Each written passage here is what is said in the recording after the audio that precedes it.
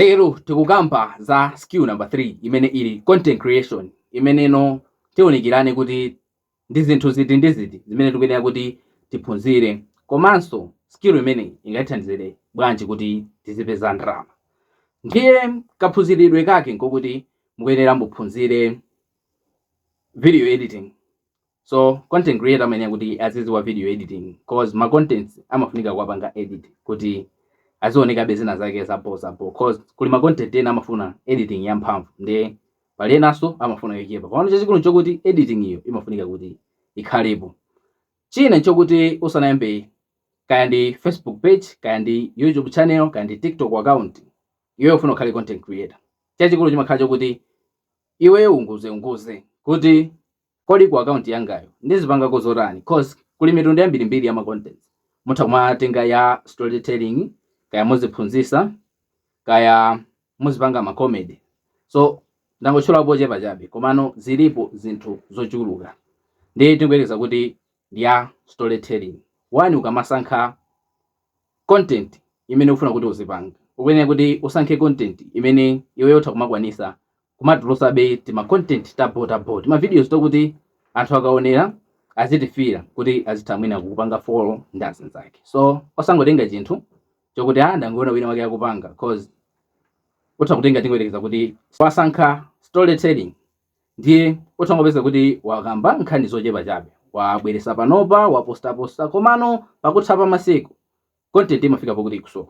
Iwe mwina mwaita kusowa nkhani kuti ndibwereni nkhani yotani. Ndiye tikamasankha ma content, one tuyenera tisankha amene titha kumabweresa ma videos osiyana background.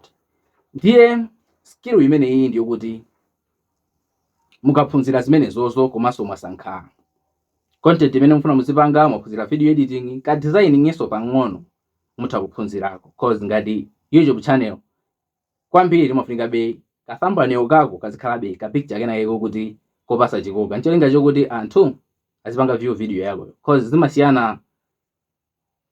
YouTube amasiyana kwambiri ndi Facebook kapena TikTok, cause TikTok umapeza kuti video ongoipeza mwangozi kuti mwina kusesereka video ya munthu ina yangobwera. Facebook so chimodzimodzi. Sono YouTube zimene zonse kawiri makamaka ma videos umaita kusankha weka kuti khanga zinthu zimene ndikufunazo kapena mene alembera apapa zikuonesa kuti video iyi ndi yanzeru.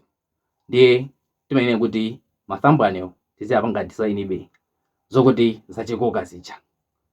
Ndiye chirano nchokuti skill imene ingatithandizire bwanji kuti tipeze ndalama. So ngati muli content creator, njira zopezera ndalama zimakhala zosiyana.